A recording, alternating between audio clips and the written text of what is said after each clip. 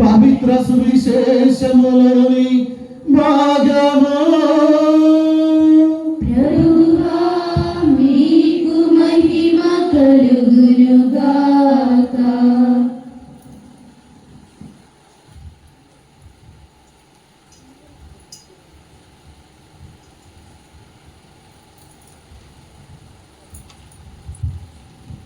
లూకా గారు రాసిన శుభవార్త 24వ అధ్యాయము 1-12 వచనములు. ఆదివారం ఏకమజామున ఆ స్త్రీలు తాము సిద్ధపరిచిన సుగంధ ద్రవ్యమును తీసుకొని సమాధి వద్దకు వచ్చింది. సమాధి ద్వారమును మూసి ఉన్న రాతి దొర్లింపబడి ఉండెను. అది వారు చూచిరి. వారు సమాధిలోనికి వెళ్ళి చూడగా ప్రభువైన యేసు దేహము వారికి కనిపింపలేదు. వారికి ఏమీ తోచలేదు. అప్పుడు 2 పురుషులు ప్రకాశవంతమైన వస్త్రములు ధరించి వారి చెంత నిలిచి ఉండిరి. వారు భయపడి తలలు వంచి సాగిలపడగా ఆ పురుషులు వారితో, మీరు సజీవుడైన వారిని మృతులలో ఏల వెతుకుతున్నారు. మీరు సజీవుడైన వారిని మృతులలో ఏల వెతుకుతున్నారు. ఆయన ఇక్కడ లేడు, లేచి ఉన్నాడు. మనిషి కుమారుడు పాపల చేతికి అప్పగింపబడి సిలువ వేయబడి 3వ రోజున సజీవుడై లేవలని మీతో చెప్పాను కదా. ఆయన గలిలయలో ఉన్నప్పుడు మీతో చెప్పిన మాటలు స్మరింపుడు అనేది యేసు పలుకులు అప్పుడు వారికి జ్ఞప్తికి వచ్చినవి. వారు సమాధి నుండి తిరిగి వచ్చి 11 మంది శిష్యులకు మిగతా వారందరికీ ఈ విషయాలన్నీ తెలియచేసింది. అప్పుడు తెలియచేసిన వారు మగ్దలా మరియమ్మ, యోహానా, యాకోబు తల్లి మరియమ్మ, వారితోనున్న తక్కిన స్త్రీలు. వారు ఈ సంగతులను నమ్మక వారిని కట్టుకథలుగా భావించింది. కానీ పేతురు లేచి సమాధి వద్దకు పరిగెత్తిపోయి లోపలికి వంగి చూడగా నార బట్టలు మాత్రమే కనపడిన. ఈ సంఘటనకు ఆశ్చర్యపడుచు అతడు తిరిగి వెళ్ళిన. ఇది క్రీస్తుని సువిశేషము.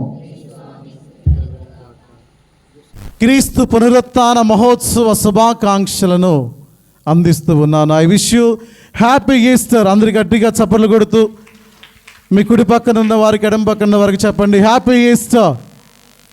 పక్కన వాళ్ళకి చెప్పండి అందరూ సంతోషంగా క్రీస్తు పునరుత్థాన మహోత్సవ శుభాకాంక్షలు అని చెప్పండి. ప్రభువసిగిన శాంతిని, సమాధానమును మీరు పొందండి, మీ ఇంటికి తీసుకొని వెళ్ళండి అని చెప్పండి. Praise the lord. హల్లెలూయా. యేసు తిరిగి లేచెను. హల్లెలూయా. యేసు మరణమును జయించెను. హల్లెలూయా. హల్లెలూయా. యేసు లేచెను. హల్లెలూయా. హల్లెలూయా. మీరు సజీవుడైన వారిని ఎలా వెతుకుతున్నారు? ఆయన మరణమును జయించి జీవముతో లేచాడు. హల్లెలూయా. హల్లెలూయా. హల్లెలూయా. హల్లెలూయా. ప్రియమైన కంప్యూటర్ నాలెడ్జ్తో ఉన్నవి లేనట్లుగాను, లేనివి కూడా ఉన్నట్లుగాను చూపించే పరిస్థితి అయితే ఇప్పుడు వచ్చింది. పరిజ్ఞానం ఎంతో అభివృద్ధి చెందింది. సునీత విలియమ్స్ చంద్రుడి మీదకి వెళ్ళి వచ్చారు అని మనం విన్నాం. ఆమె ఎన్నో రోజులు అంతరిక్షంలోనే ఉంటే ఎలన్ మాస్క్ తన యొక్క శక్తియుక్తులతో, తనకున్నటువంటి పరిజ్ఞానముతో ఆమెను భూమి మీదకి తీసుకొని వచ్చాడు అని అందరము కూడా చూసాం, విన్నాం, సంతోషించాం. ఇది ఇప్పుడున్నటువంటి సాంకేతిక పరిజ్ఞానం. గ్రాక్ అనే ఒక యాప్లో మీరు ఏ ప్రశ్న అడిగినా మీ ప్రశ్నకు సరైన సమాధానము అక్కడ ఉన్నటువంటి ఆ కంప్యూటర్ లేదా ఫోన్లో మీరు వినొచ్చు ఆ యాప్ ద్వారా. అదే విధముగా కొద్ది రోజుల క్రితం యూట్యూబ్లో ఒక అతను పెట్టాడు, దేవుని జాడ దొరికిందో. ఏ జాడ దొరికిందంట? దేవుని జాడ దొరికిందంట. దేవుడు ఎక్కడుంటాడో అదే టైటిల్ పెట్టాడు ఆయన యూట్యూబ్ థంబ్నెయిల్లో. దేవుని జాడ దొరికిందో అని పెట్టాడు. ఇది ఇలా ఉంటే మరొక సైంటిస్ట్ పెట్టాడు, మానవుడు ఎక్కువ సంవత్సరాలు బ్రతకడానికి ఒక బ్యాక్టీరియా దొరికింది. ఆ బ్యాక్టీరియా పేరే బ్యాసిలుస్. ఈ బ్యాక్టీరియా ఒక ప్రాంతంలో దొరుకుతూ ఉంది. ఆ ప్రాంతంలో ఆ బ్యాక్టీరియా వలన అక్కడ ఉన్నటువంటి చెట్లు ఎన్నో సంవత్సరాలు బతుకుతున్నాయి, జంతువులు ఎన్నో సంవత్సరాలు బతుకుతూ ఉన్నాయి. కనుక అదే బ్యాక్టీరియా మనిషి కనుక తట్టుకోగలిగితే, ఆ బ్యాక్టీరియా తనలో ఉంచుకోగలిగితే మనిషి కూడా కొన్ని వందల సంవత్సరాలు బ్రతికే అవకాశం ఉంది అని చెప్పి ఒక యూట్యూబ్లో వీడియో తీసి పెట్టారు. ఎందుకు ఈ పరిజ్ఞానముతో ఈ పరిశోధనలంటే, మనిషి మరణాన్ని జయించటం ఎలా, మనిషి ఎక్కువ సంవత్సరాలు బ్రతకటం ఎలా అనే దానిని గురించి ప్రతి ఒక్క పరిశోధనలో కూడా జరిగేది. కరోనా వైరస్ వచ్చినప్పుడు కూడా మనిషిని బ్రతికించుకోవడం కోసము వ్యాక్సిన్ క్రియేట్ చేశారు, వ్యాక్సిన్ సృష్టించారు. ఆ వ్యాక్సిన్ ఏమన్నా బ్రతికిస్తుందా అంటే ప్రశ్నార్థమే. దాని వలన ఎన్నో సైడ్ ఎఫెక్ట్స్ వచ్చాయి, దాని వలన ఎన్నో ఇబ్బందులు అయితే ఎదురవుతూనే ఉన్నాయి. ప్రేమైన సహోదరి సహోదరులారా, మరి ఇన్ని పరిజ్ఞానాలతో, ఇంత జ్ఞానముతో ప్రజలందరూ కూడా ఇదిగో మేము మరణాన్ని దాటి ఎక్కువ సంవత్సరాలు జీవించాలి, ఎక్కువ సంవత్సరాలు బ్రతకాలి అని ఆలోచిస్తూ ఉన్నాడు. మానవుని మనుగడ ఇంకా అభివృద్ధి చెందాలి అని ఆశిస్తూ ఉన్నాడు. కానీ కోల్పోయినటువంటి అమరత్వాన్ని, కోల్పోయినటువంటి దేవుని యొక్క అమరత్వాన్ని మానవుడు పొందింది ఒకే ఒక మనిషి ద్వారా, అదే క్రీస్తు ప్రభువు ద్వారా. హల్లెలూయా, హల్లెలూయా, హల్లెలూయా. మనిషి ఎన్నో కనుగొంటున్నాడు. కృత్రిమ మేధస్సును కనుగొంటున్నాడు, మెదడును కనుగొన్నాడు. కృత్రిమముగా బియ్యాన్ని తయారు చేస్తూ ఉన్నారు. జన్యుపరమైనటువంటి ఎన్నో మార్పులు తీసుకొని వచ్చి మనిషి ఎలా జీవించాలో, ఎలా ఈ లోకానికి రావాలో కూడా అన్ని చేస్తూ ఉన్నాడు. కానీ మరణాన్ని జయించటము అది ఒక క్రీస్తు ద్వారా మాత్రమే జరిగింది ఈ లోకములో, ఈ ప్రపంచంలో. హల్లెలూయా, హల్లెలూయా. ప్రియమైన సహోదరి సహోదరులారా, దేవుడు ఇదిగో మానవుని తన పోలికలో సృష్టించాడు, అనగా అమరుడుగా సజీవుడుగా సృష్టించాడు.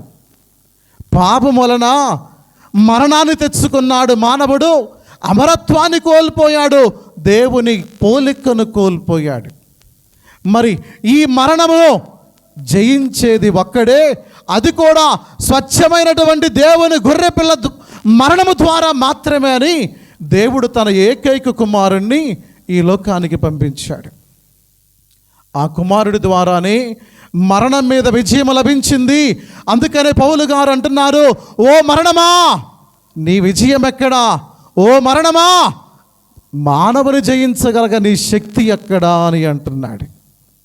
ప్రియమైన సహోదరి సహోదరులారా, కొరింథీయులకు రాసినటువంటి మొదటి లేఖ 15వ అధ్యాయము 20వ వచనములో మనం చదువుతూ ఉన్నాం. మైక్లో చదవండి అమ్మా. 15వ అధ్యాయం 20వ వచనము. మరణమున నిద్రించుచున్నవారు, మరణమున నిద్రించుచున్న వారిలో లేవనెత్తబడుదురనియు ధృవపరచుటకు క్రీస్తు మృత్యువు నుండి, క్రీస్తు ఒక్కడే మృత్యువు నుండి లేవనెత్తబడిన వారిలో ప్రథముడు అనుట సత్యము. హల్లెలూయా, హల్లెలూయా, హల్లెలూయా, హల్లెలూయా. మృతులలో నుండి లేవనెత్తబడిన వాడిలో ప్రథముడు క్రీస్తు ప్రభువే. ఆయన ద్వారానే ఇదిగో మరణం మీద విజయాన్ని పొందాం. అందరము కూడా మన క్రమమును బట్టి కూడా ఉత్థానమవుతాము అని పౌలు గారి ద్వారా దేవుడు బోధిస్తూ ఉన్నాడు. 23వ వచనం కూడా చదవండి అమ్మా. ఏలయనా ఒక మనుష్యుని మూలమున మరణము ప్రవేశించినట్లే మృతుల పునరుత్థానము కూడా. ఏ మనుషుని మూలమున మరణం వచ్చింది అంటే ఆదాము ఏవల మూలమున మరణం ఈ లోకానికి వచ్చింది. కానీ దేవుడు మానవుడు సృజించింది మరణించడానికి కాదు, సజీవుడుగా అమరత్వము కలిగి దేవునితో కలిసి జీవించడానికే కానీ మరణించడానికి కాదు అని మనము చదువుతున్నాం. సొలొమోను జ్ఞాన గ్రంథములో 1వ అధ్యాయం 15-16 వచనాలలో దేవుడు సృష్టించిన వాటిలో మరణకరమైనది ఏది కూడా లేదు. అందరూ కూడా ఆయురారోగ్యములతో అమరులై జీవించాలనే దేవుడు మానవుని సృజించాడు. కానీ మానవుడు పాపము చేయటం వలన మరణాన్ని కొని తెచ్చుకున్నాడు. ఎందుకంటే పాపము యొక్క వేతనము మరణము. ఆ ఒక మనుషుని మూలమున ఏ విధముగా మరణము జాతులకు సంక్రమించిందో, ఒక మనుషుని మూలమున పునరుత్థానము కూడా లభిస్తూ ఉంది. చదువమ్మా. కొరింథీయులకు రాసినటువంటి లేఖ 15వ అధ్యాయం 23వ వచనము. కానీ ప్రతి వ్యక్తియు ప్రథమ ఫలము క్రీస్తు ప్రభువు, ఆయన తర్వాత నువ్వు నేను మనందరము కూడా మన క్రమమును బట్టి ఉత్థానమవుతాం. హల్లెలూయా, హల్లెలూయా, హల్లెలూయా, హల్లెలూయా, హల్లెలూయా. హల్లెలూయా. ప్రియమైన సహోదరి సహోదరులారా, మనందరము కూడా ఉత్థానమవుతాం మన క్రమమును బట్టి. అదిగో అందుకే ప్రభువు మన కోసం మరణించాడు, మరణాన్ని జయించాడు. 3వ రోజున ఉత్థానుడై జయశీలుడై అత్యున్నత స్థానములకు లేవనెత్తబడ్డాడు. పరలోక భూలోక పాతాళలోక మందలి సమస్త జీవులు కూడా మరణాన్ని జయించినటువంటి ఉత్థాన క్రీస్తు ముందు మోకరిల్లుతూ ఉన్నాయి. ప్రియ సహోదరి సహోదరులారా, మరి నువ్వు విశ్వసిస్తూ ఉన్నావా? సద్దుకైలు విశ్వసించడం లేదు. ప్రభు వద్దకు వచ్చి, అయ్యా ఒక ఆమె 7 వివాహము చేసుకుంది, 7 మరణించారు, ఆమె కూడా మరణించింది. మరి పునరుత్థాన సమయమున ఆమె ఎవరి భార్య అవుతుంది అన్నప్పుడు, పునరుత్థానమందు మనుషులందరూ కూడా దేవదూతల వలె ఉంటారు. అక్కడ వివాహ సంబంధమైనటువంటి ఎలాంటి పరిస్థితులు ఉండవు. అందరూ ఉత్థానం అవుతారు.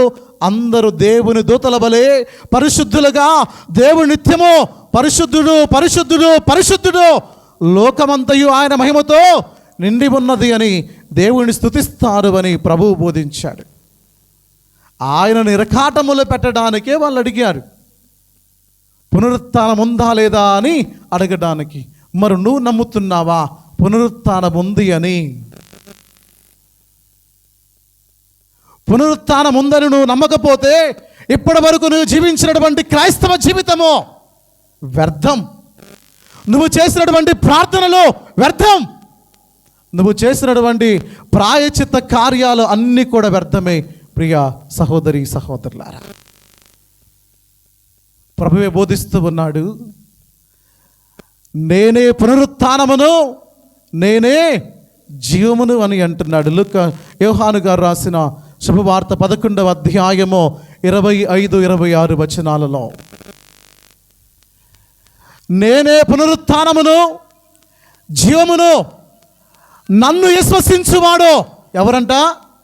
దేవుని విశ్వసించువారు మరణించినను జీవిస్తారు, జీవించి ఉండగా నన్ను విశ్వసించువాడు ఎన్నటికి మరణమును చవిచూడడు. హల్లెలూయా. గట్టిగా చెబుదామా? హల్లెలూయా. దేవుడు వాగ్దానము చేశాడు, నీవు జీవించి ఉండగా దేవుని విశ్వసిస్తే ఎన్నటికి మరణమును చవిచూడవు. నిత్య జీవితాన్ని పొందుకుంటావు, పరలోకములో నీవు జీవించగలుగుతావు. హల్లెలూయా, హల్లెలూయా.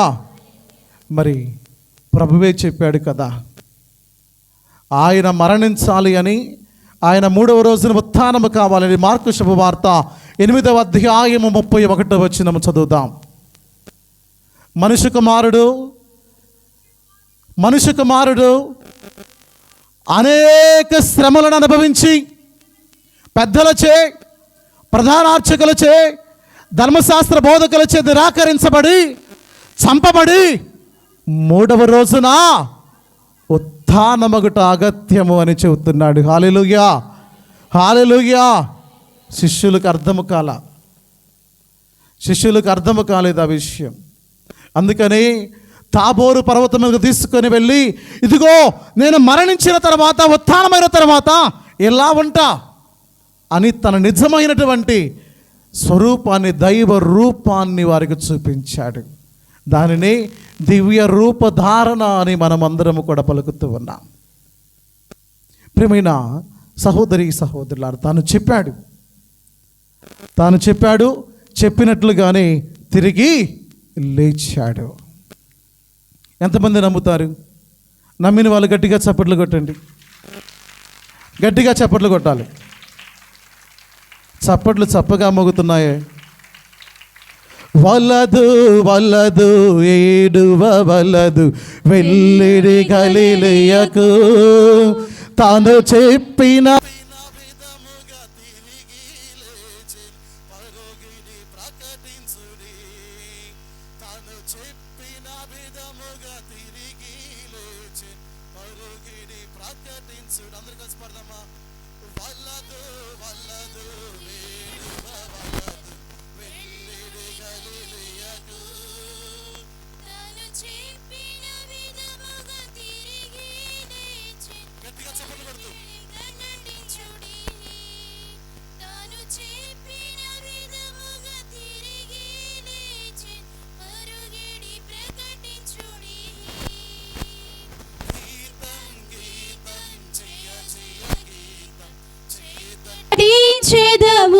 హల్లెలూయా, హల్లెలూయా, హల్లెలూయా, హల్లెలూయా. రెండు చేతులు పైకి లేపి చెబుతామా? హల్లెలూయా, హల్లెలూయా, హల్లెలూయా. హల్లెలూయా. మత్తయి శుభవార్త 28వ అధ్యాయము 6వ వచనం చదువుతాం. మత్తయి శుభవార్త 28వ అధ్యాయం 6వ వచనము. ఆ దూతలు ఎదురు కూడా చెబుతున్నారు, ఆయన ఇక్కడ లేడు. ఎక్కడ లేడంట? కొంతమంది స్త్రీలు సమాధి వద్దకు వెళ్ళారు. సమాధిలో చూస్తే ఆయన లేడు. వచ్చి విలపిస్తూ ఉన్నారు. అప్పుడు దూతలు అంటున్నారు, ఆయన ఇక్కడ లేడు, తాను చెప్పినట్లుగా సమాధి నుండి లేచెను. హల్లెలూయా. గట్టిగా చప్పట్లు కొడుతూ చేద్దామా? హల్లెలూయా, హల్లెలూయా. ప్రియమైన సహోదరి సహోదరులారా, ఒకవేళ ప్రభు పునరుత్థానము కాకపోతే మనం విశ్వసించినటువంటి ఈ శ్వాస సత్యాలు, మనం ఎదురు చూస్తే ఈ నిరీక్షణ, నిత్య జీవితం పొందుకోవాలి, దేవునికి దగ్గర అవ్వాలి, దేవుని సన్నిధిలో ఉండాలి అనే ఈ యొక్క ఆశ అంత వ్యర్థమే. ఇదే పౌలు గారు కూడా అంటారు. కొరింథీయులకు రాసినటువంటి మొదటి లేఖ 15వ అధ్యాయము 14 నుంచి 17 వచనాలు మైకులో చదవండి ఒకళ్ళు. మరి క్రీస్తే లేవనెత్తబడినచో, మన బోధన వ్యర్థమే. ఎవరి బోధన అంట? ఇప్పటి వరకు అపోస్తుల నుండి ఇప్పటి వరకు బోధించినటువంటి మా అందరి బోధన వ్యర్థమే అంటున్నాడు. మీ విశ్వాసమును వ్యర్థమే. మీకున్నటువంటి విశ్వాసం, మీరు ఇప్పటి వరకు క్రైస్తవులము అని చంకలు కొట్టుకుంటూ గొప్పగా నేను క్రైస్తవురాలని, క్రీస్తు అనుచరురాలని మీరు చెప్పుకుంటున్నారే, అదంతా కూడా వ్యర్థమే. చదువమ్మా. మేము దేవుడు క్రీస్తును జీవముతో లేవనెత్తెను అనుటచే దేవుని విషయములో మేము అసత్యమాడినట్లే ఏలయనా మరణించిన వాడు జీవముతో లేవనెత్తబడుదురు అనుటయే నిజమైనచో దేవుడు ఆయనను లేవనెత్తనట్లే కదా. మృతులే లేవనెత్తబడినచో క్రీస్తు లేవనెత్తబడలేదు. క్రీస్తు లేవనెత్తబడినచో మీ విశ్వాసము వ్యర్థము. నాకున్నటువంటి విశ్వాసం అంతా కూడా వ్యర్థమే అని అంటున్నాడు. హల్లెలూయా, హల్లెలూయా, హల్లెలూయా, హల్లెలూయా. ఇదే మన విశ్వాస పరమ రహస్యం. ఏంటిది? దివ్యబలి పూజలో శరీరమును అప్పమును తర్వాత రక్తమును పైకెత్తి అయిన తర్వాత ఇది విశ్వాస రహస్యం అంటే ఏం చెబుతారు? జేసువా మీ మరణమును ప్రకటించదమయ్యా. ఆ తర్వాత మీ ఉత్థానమును చాటెదము. మీరు మరలా వచ్చు వరకు వేచి ఉందము అని చెబుతూ ఉన్నాం కదా. ఈ విశ్వాసం అర్థం.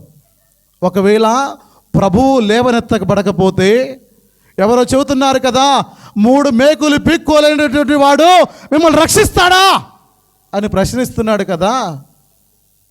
అక్కడ 3 మేకులు పీక్కున్నాడా పీక్కోలేదా కాదు, ఆయన ఒక లోక రక్షణార్థమై మరణించాలి. అన్ని గ్రంథాలలో కూడా, ఈవెన్ భగవద్గీతలో కూడా అది రాయబడి ఉంది. ఒక శ్లోకంలో పరమాత్మని రక్తము చిందక ఎలాంటి పాప క్షమాపణ లేదు అని ఉంది. కనుక ఆయన మరణించాలి. ఆయన మరణమే మన విశ్వాసానికి పునాది. ఆయన ఉత్థానమే మన విశ్వాసమునకు బలపరిచే పునాది కట్టడము లాంటిది.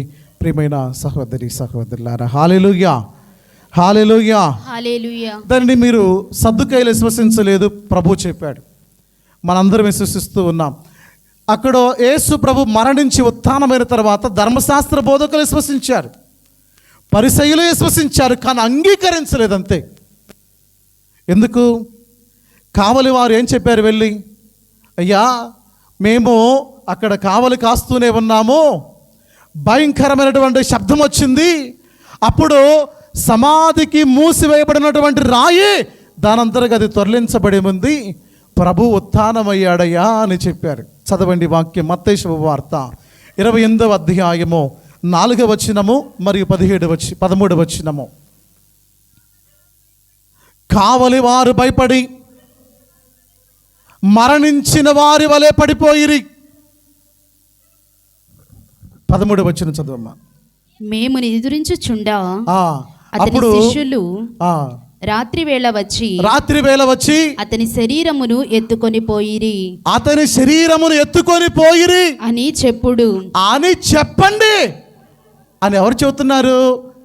కావలి వారు వచ్చి అక్కడ జరిగిందంతా చెప్పిన తర్వాత ధర్మశాస్త్ర బోధకులు పరిసయ్యులు అనుకుంటున్నారు, ఒకవేళ ఆయన చెప్పినట్లుగానే ఉత్థానమయ్యాడని అందరికీ తెలిస్తే మునపడి కంటే కడపటి మోసం ఇంకా ఎక్కువగా ఉండిద్ది, ఇంకా ఎక్కువ నష్టపోతాం. ఇప్పుడే ఒక నిర్దోషిని చంపామని అందరూ ఏడిపోసుకుంటున్నారు, మరి ఇప్పుడు ఆయన చెప్పినట్లుగా తిరిగి లేచాడు, ఇది అందరి చెవిన పడింది అంటే అసలే మోసం జరిగిద్దిరా, మీరు అబద్ధ సాక్ష్యం చెప్పండి. మేము కూడా నమ్ముతున్నాం, అయితే మీరు అబద్ధ సాక్ష్యం చెప్పండి. ఏం చెప్పమంటున్నాడు? మేము నిద్రించుచుండా అపోస్తలులు ఆయన శిష్యులు వచ్చి ఆయన శరీరమును దొంగతనం చేసుకొని పోయారని చెప్పమంటున్నాడు. అదే నిజమైతే అక్కడ కొన్ని సాక్ష్యాలు ఉన్నాయిగా, కావలి వారే సాక్ష్యాలు. అదే విధముగా సమాధిలో ప్రభువు లేడు, ఒకవేళ దొంగతనం చేస్తారనుకుందాం, నార వస్త్రాలు అక్కడ ఎందుకు వదిలిపెడతారు? నార వస్త్రాలు ఎందుకు వదిలిపెడతారు?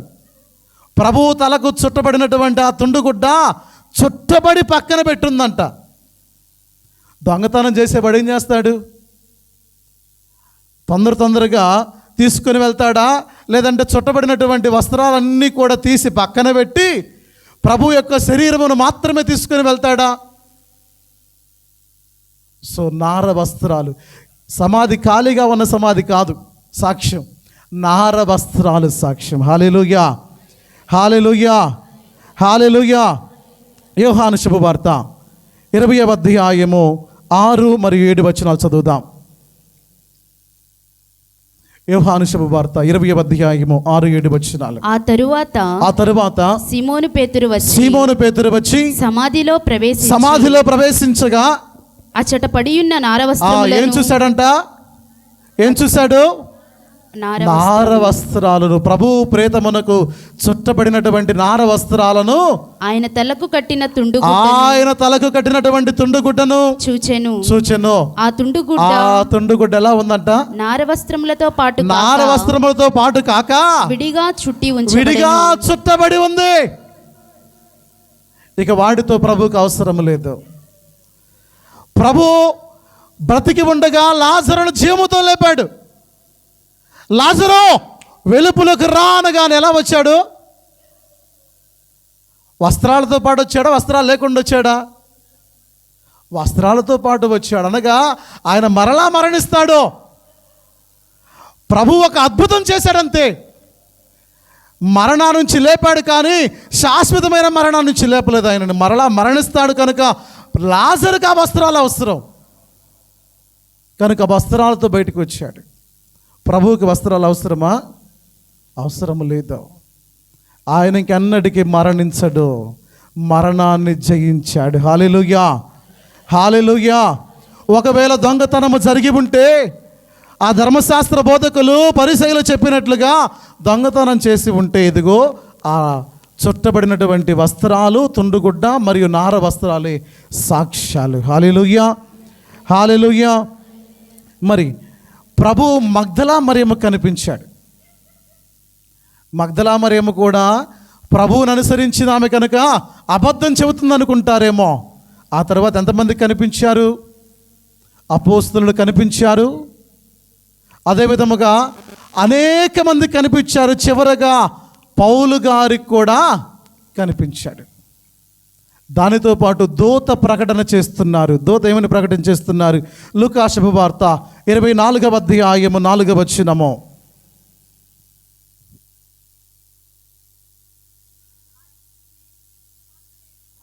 స్త్రీలు దొర్లించబడిన రాయిని చూసిన తర్వాత సమాధి ఖాళీగా ఉండి చూసినప్పుడు వారికి ఏమీ కూడా తోచలేదు. అప్పుడేం చెబుతున్నాడు దూతలు? 2 పురుషులు ఆ తెల్లటి వస్త్రాలను ధరించి వారి చెంత నిలిచి ఉండిరి. వారు భయపడి సాష్టాంగపడి ఉన్నారు. తర్వాత చదువమ్మా. ఏం చెబుతున్నారు దూతలు? మీరు సజీవుడైనా యేసుక్రీస్తుని ఇక్కడ ఎందుకు ఎదుగుతున్నారు? ఆయన ఇక్కడ లేడు.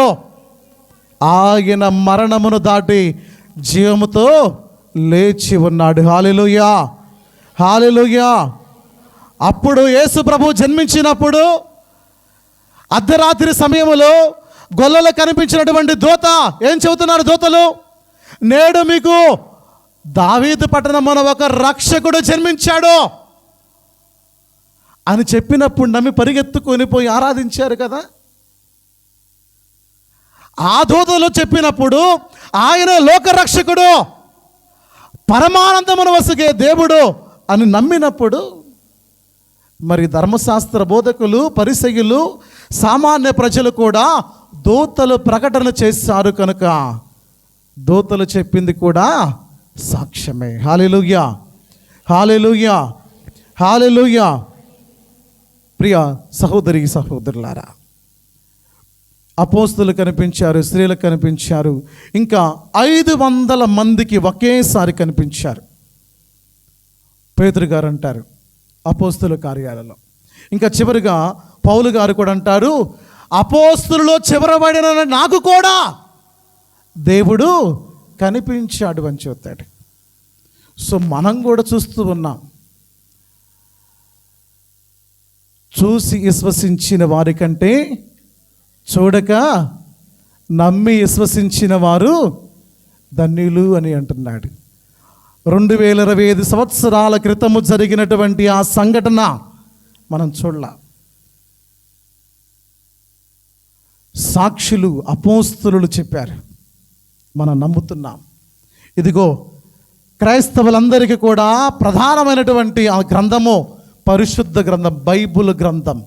బైబుల్ గ్రంథములో రాయబడి ఉంది, నమ్ముతున్నాం. ఇంకా చరిత్ర పుటల్లో రోమా సామ్రాజ్యానికి ఇప్పుడు వెళ్ళినా ఆ చరిత్ర పుటల్లో మనము చరిత్రను తిరిగి వేస్తే 33వ సంవత్సరములో నజరేయుడైనటువంటి యేసును రోమియులు సిలువ వేశారు అని రాయబడి ఉంది. అక్కడ ఆయన 3వ రోజున లేచాడు అని కూడా వారి చరిత్ర పుటల్లో రాయబడి ఉంది. ప్రియ సహోదరి సహోదరులారా, మన చరిత్ర మనమే చెప్పుకోవాలి. ఎవరు నమ్మరు, ఎవరు వినరు. అశోకుడు చెట్లు నాటించాడంటే నమ్ముతాం కదా. మనం చూసామా? నమ్ముతున్నాం. ఇంకా ఇదిగో ఆ తాజ్మహల్ని గొప్పగా నిర్మించడానికి ఆయనే దగ్గరుండి చేశాడంటే నమ్ముతున్నాం కదా. మరి ఇన్ని నమ్మినటువంటి ఆ శివాజీ చక్రవర్తి, శివాజీ తెలుసుగా, శివాజీ ఆయన ఇదిగో భారతదేశం కోసం పోరాడాడు అని చెబితే నమ్ముతున్నాం. చరిత్ర పుటల్లో రాయబడి ఉంది కనుక. మనం చూసామా? చూడలేదు. భారతదేశ చరిత్రలో రాయబడి ఉంది కనుక నమ్ముతున్నాం. అలానే రోమా చరిత్రలో, ఇజ్రాయేల్ దేశ చరిత్రలో రాయబడినటువంటి సంఘటన ఇది నిజ సంఘటన కాబట్టి మనందరం కూడా నమ్ముతూ ఉన్నాం, విశ్వసిస్తూ ఉన్నాం. గట్టిగా చప్పట్లు కొడదామా? హల్లెలూయా, హల్లెలూయా, హల్లెలూయా. ప్రియమైన సహోదరి సహోదరులారా, మరి చూచి విశ్వసించిన వారి కంటే చూడక విశ్వసించిన వారు ధన్యులు అని ప్రభు మనకు చెబుతూ ఉన్నాడు. మరి ఈ విశ్వాసం వలన మనకు వచ్చే లాభం ఏంటి, మనకు వచ్చే ప్రతిఫలాలు ఏంటి? ప్రియమైన సహోదరి సహోదరులారా, మనము కూడా ప్రభు ఏ విధముగా తనను తాను తగ్గించుకున్నాడో తగ్గింపు తనముతో బ్రతకాలి అని చెప్పాడు. ఎవరైతే వినయ విధేయతలతో తగ్గింపు తనముతో జీవిస్తారో వారు కూడా ప్రభు వలె అత్యున్నత స్థానానికి మొట్టమొదటి వరం మనము కూడా లేవనెత్తబడతాం. హల్లెలూయా, హల్లెలూయా.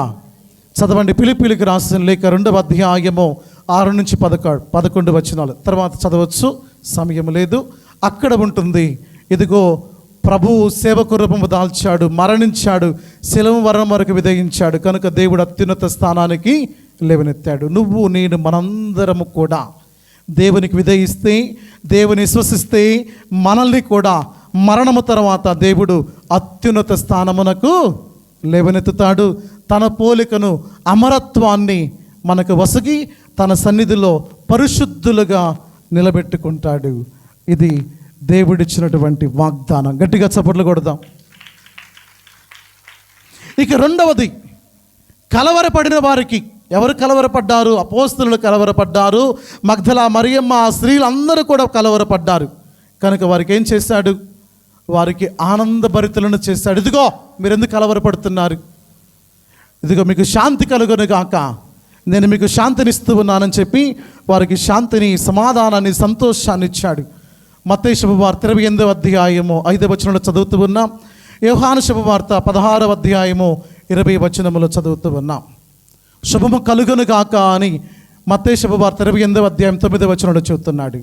మనము కూడా కలవరపాడుతూ ఉంటే, భయముతో ఉంటే, ప్రభువుని నమ్ముకుంటే ఆయన మన కష్టాన్ని, దుఃఖాన్ని సంతోషంగా మారుస్తాడు, ఆనందంగా మారుస్తాడు.